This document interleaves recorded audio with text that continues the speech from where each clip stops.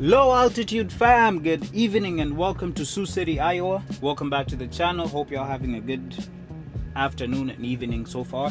Welcome to now. Well, today is day 9 of 90 days of vlogging, or 90 days of consistency, whichever way I want to put it. Currently getting ready to go to this warehouse real quick to pick up a load, because I did show up here yesterday and I showed up here under the false pretense of my fleet manager told me the load was ready, but as soon as I got here and I asked them about it, they said that load is scheduled to be ready today and they don't know what time it's gonna be ready. So I literally just checked the website and I seen they said it's loaded and billed. They have me on the call list, but I basically checked the website and I seen they said it's ready. So I'm just like, instead of waiting for them to call me, I'm gonna just drive over there, which they'll probably will call me anytime from now. But with that being said, I'm probably once again gonna be driving in some rain. Last time I said I'm gonna be driving in some rain, I didn't drive into no rain. But now this one, literally the signs are there that it's actually gonna be raining. We're pushing this load from Sioux City, Iowa to Gas City, Indiana. I've done this load before, but I think last time I did it was a drop and hook. This time it's a live unload. So I'll try and see. I mean, I was thinking I was gonna be able to start like earlier this morning, but I guess I'm now stuck in a situation where I'm gonna be doing some evening driving. So with that being said, let me go ahead and head on over to the warehouse. I'll take y'all with me too. So see y'all in a bit. I actually know what I'm gonna do to keep myself up in case I start feeling sleepy, because clearly the whole day I basically spent most part of the day editing videos. Of course, I already knew. And here's my thing, right? This load I'm delivering to a Walmart. Now, I've delivered to a Walmart before, and if there's one thing I know about this folks that work at Walmart, especially in the corporate side, the scheduling department don't work on the weekends. And I kind of knew, like, if this load was not ready today, getting another appointment for this load would have been impossible, especially knowing that we're going into the weekend.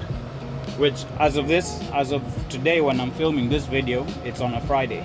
Now, in case some of y'all don't know, Walmart, the scheduling department, they only work Monday to Friday. They're basically 8 to 5. So if you have your appointment set for, like, say Saturday 4 p.m. to deliver, and you're not able to make it, or if you make it and something is wrong with your load and you have to go get it reworked, chances are you're going to be doing a 34-hour reset with that load, because you have to wait till Monday for them to come in and schedule you for a new appointment. And when they come in Monday, they're probably going to schedule you to deliver maybe like either late Tuesday or maybe even mid-Wednesday. That's why sometimes I'm usually skeptical with this Walmart loads. Let's see what we got going on over here once I get to this customer.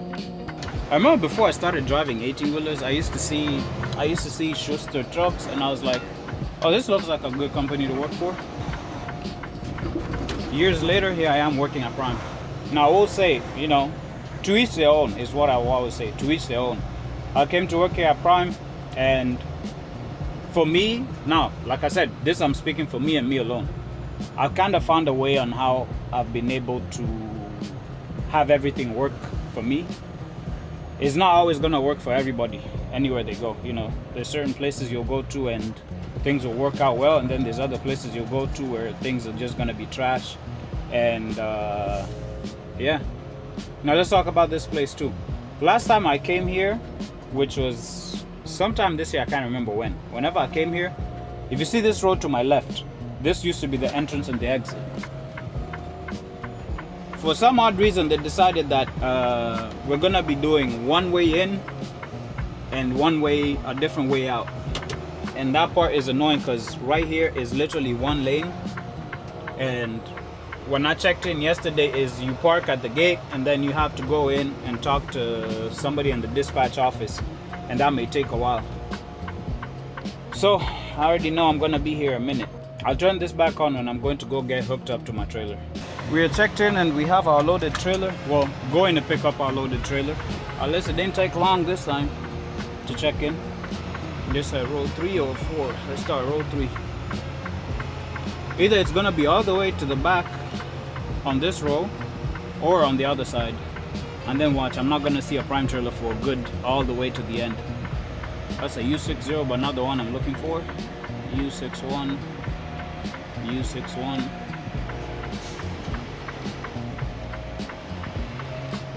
Alright, let's loop around. Oh, there it is. I'm gonna wait for this guy to go around.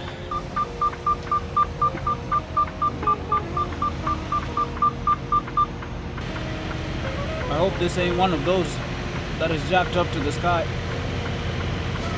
Oh, it's one of those. Yep.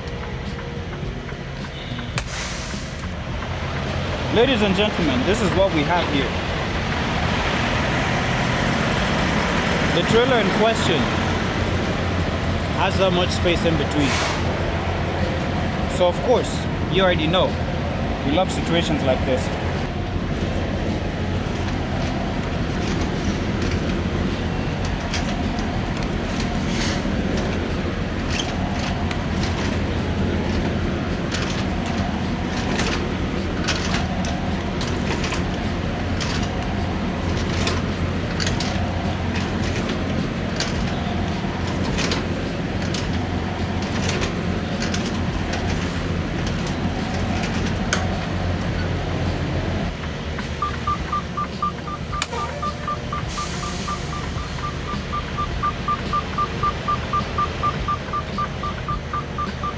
Forgot to put the truck in neutral. Lovely.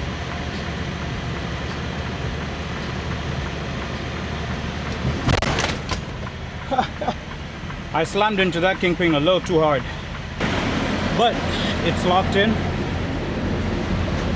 You probably won't be able to see it, but the latch is around the kingpin.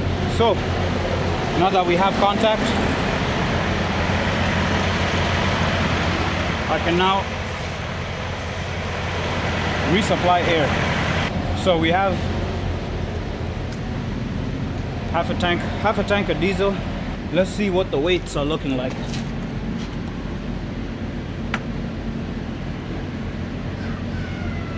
$30,000 on the trailer. I didn't check what the inside is, but $30,000 on the trailer. They haven't put a seal on the trailer, so I guess we can see what the load looks like.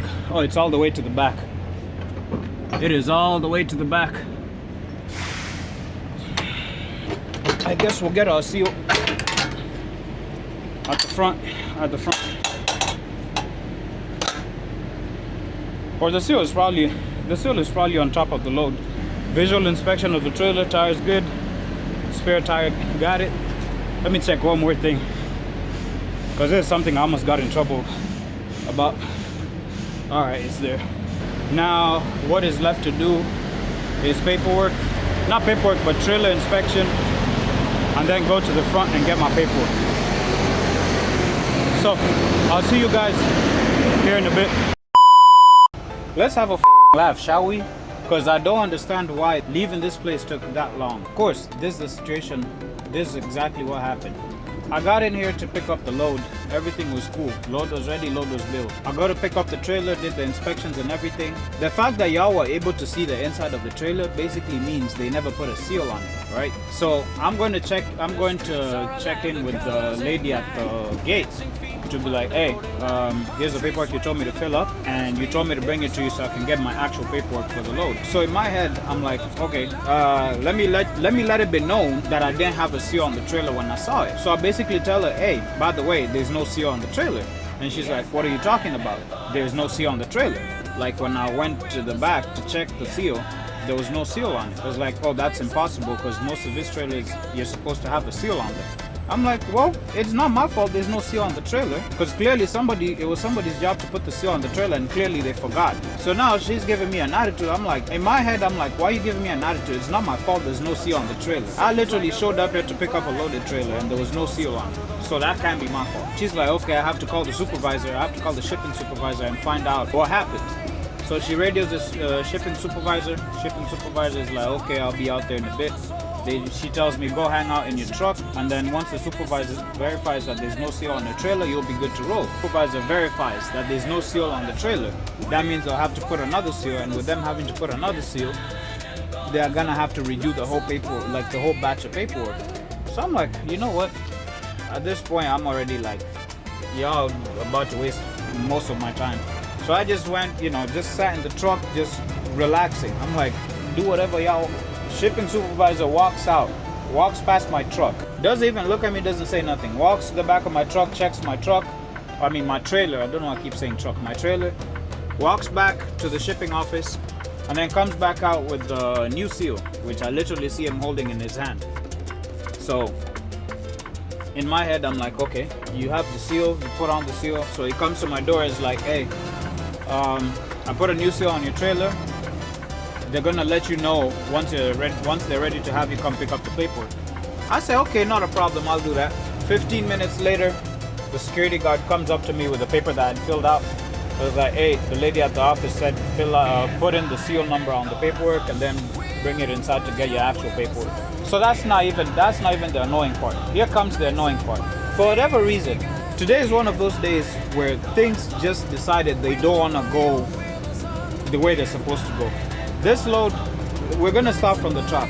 This load itself was supposed to be, the drop dead time for it, an actual appointment for the load was 9 a.m. this morning. I showed up here yesterday at 4 p.m. under the pretense that, because my fleet manager literally said the load is ready.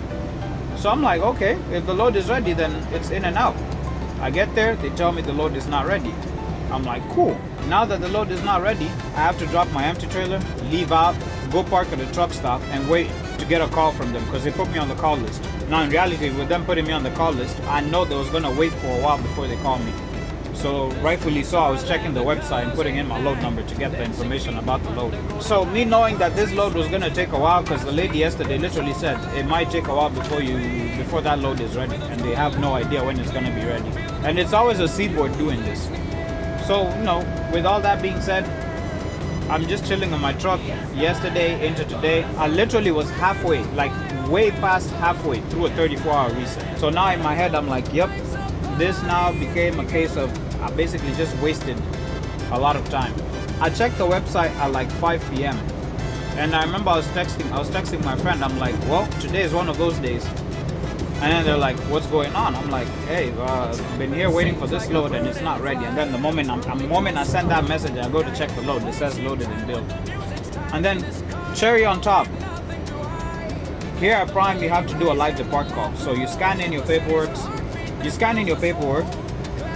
you type in some information that you're supposed to do as a depart, to depart the shipper. And then after that, you call them in and then go through the paperwork on phone. Of course, I scan in the paperwork. Tell me why this thing takes another 20 minutes to say that they've received. And after being made to scan it twice. And then, of course, having to wait another 10 minutes for somebody to pick up the phone. Yeah, I'm just doing my best to be in, good spirits, because these are some of the things that be testing my patience. But now, of course, something that is not new to the channel. The next stop I'm stopping at is a fuel stop, because of course I don't need truck in the trail. I don't need truck in I don't need fuel in the truck, but I for sure need fuel in the trailer, because of course they want me to run this load on continuous run. So that reefer is gonna be running continuously until I get it delivered, until I get this load delivered. So for sure we'll need to fill up the reefer when I get to. I'm actually going to be stopping at Iowa 80, but I'm going to be stopping there in the middle of the night. So I'll stop there, put some fuel. I don't know, I might dip out, I might just head out later. I don't know, depending on how I'm feeling. Yeah, that's the app session. But otherwise, I'll tap in with you guys when I get to my fuel stop. For now, let me calm my nerves down. Let me listen to some podcasts or something. Low altitude gang, what's poppin', man? Made it to Walker, Iowa. Gonna try and put some fuel, so I don't, because I literally looked at the fuel prices towards the direction I'm going and everything. Now with Prime we get discounts and stuff like that. Looking at paying $4 a gallon when I get to like Illinois and Indiana is kind of wild if you ask me. I'm just like, you know what? Let me go ahead and get my fuel now rather than waiting till later to get fuel. But yeah, that drive here wasn't the worst, but at the same time, you also got to think about it as I've been up all day. My sleep schedule, of course, every time I come back to driving, my sleep schedule is basically goes to the dogs, man. People can't drive to save their lives. like one instance, someone literally just jumped in front of me for no reason, trying to rope me into their road rage moments, and I'm not playing that game. I want to be safe. I want to be able to see every single day that every day ahead of me. I want to be able to cross in and see it. But yeah, let's jump out here real quick.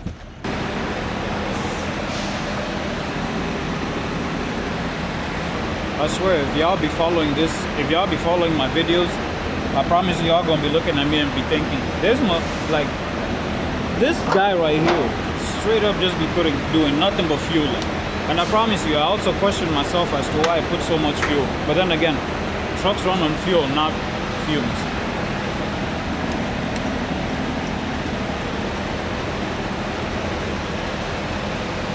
I was listening to the Mr. Ballin podcast while I was driving. But then I realized, why try listening to it now when I won't even be able to? Every time I lean my head this way, the AirPod wanna fall out. Let me clean these windows real quick. I'll be back shortly.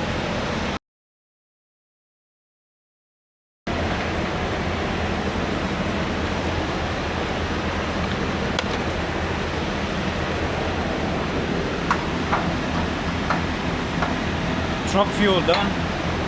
Let's go do the reefer now.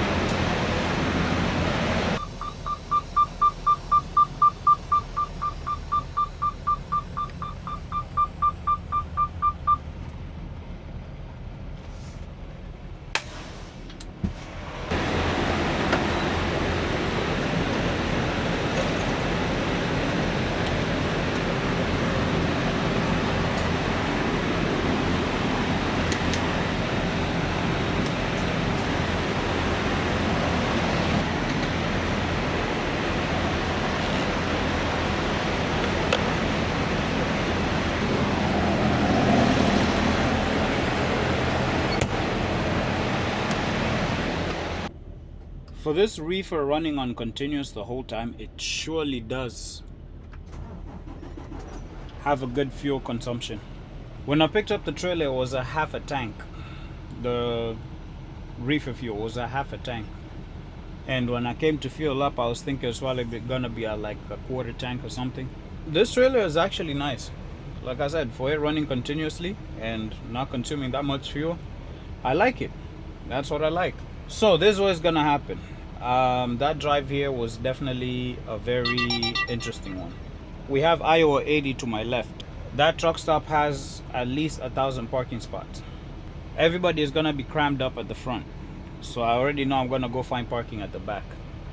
So what I'm gonna do now, I'm gonna jump in here, wash my hands real quick, go park up, and basically I will call it a night because I am fried.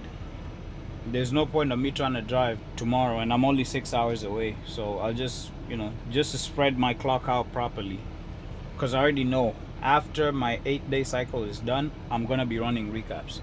I'm gonna catch you guys on the flip side, and by flip side I mean tomorrow morning. So y'all have a blessed night. See you tomorrow.